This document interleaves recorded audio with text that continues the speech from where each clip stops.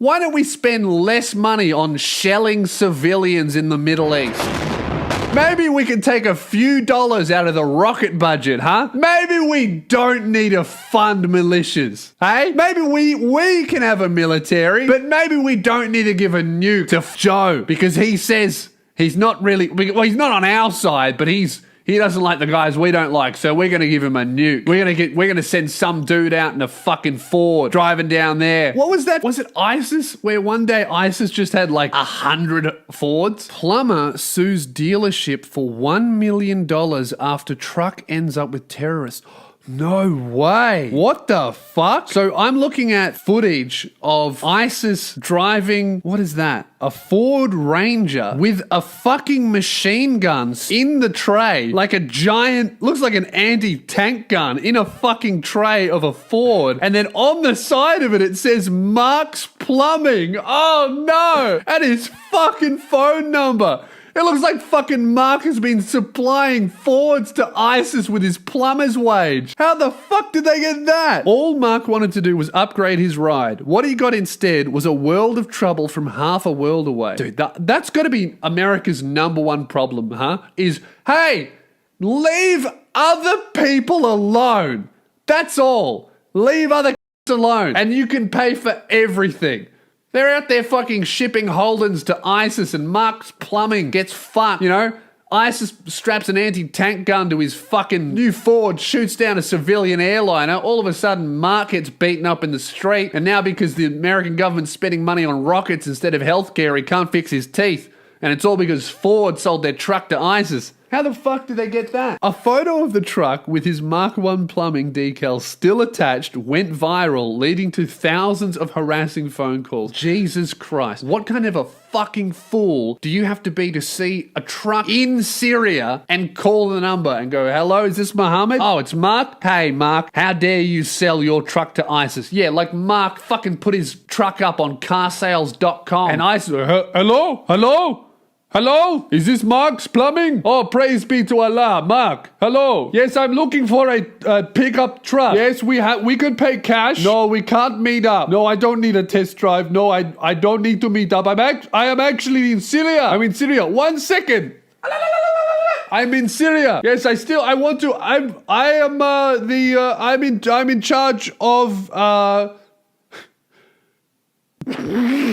I am the mechanic for ISIS. Yes, for ISIS. The Islamic State, yes. Yes, I want to buy your car. Just before I do, how much weight can the tray handle? Do you think I could fit an anti-personnel machine gun in there? And my boys? Yes? Okay, I'll see you in 60 days.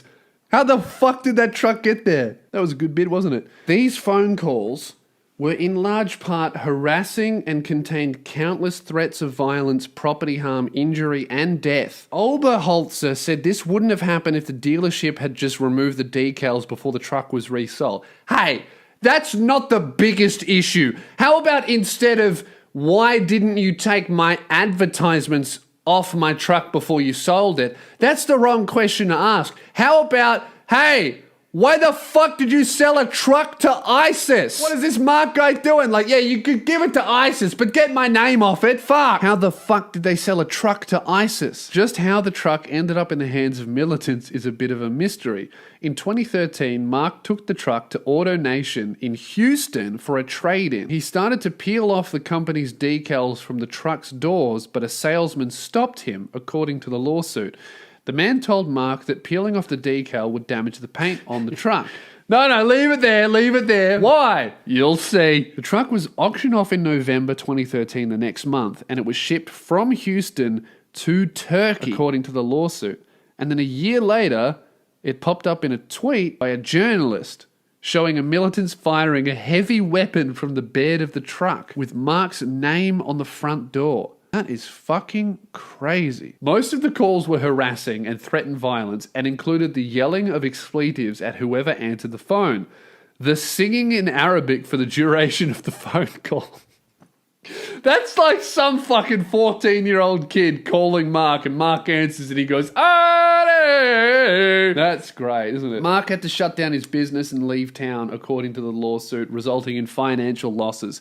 He'd also had visits from Homeland Security and the FBI. Jesus Christ, the FBI are fucking dumb, huh? Do you really think that some dude was like, man, you know what? You know what ISIS need? My fucking truck. Are the FBI that dumb to assume that Mark is that dumb? That he would just drive his truck from Houston, Texas to Syria, give it to the first guy in a balaclava he saw and was like, nah, mate, leave the decals on. I want the phone calls. He still has to deal with phone calls which continue to come in a year after the photo first appeared. He now carries a gun for protection, according to the lawsuit. Yeah, he's from Texas. He was always carrying a gun. He probably had one in his back pocket. He never knew it was there. He's like, oh, what the fuck's that? Oh, a handgun. Oh, that's right, I'm Texan. That's crazy, huh? How do they get all those fucking Toyotas? Buy my shit, buy my shirts, buy my merchant, no one gets hurt. Buy my shit, buy my shirts, buy my merchant, no one gets hurt. Buy my shit, buy my shirts, buy my merchant, no one gets hurt. Buy my shit, buy my shirts, buy my merchant, no one gets hurt.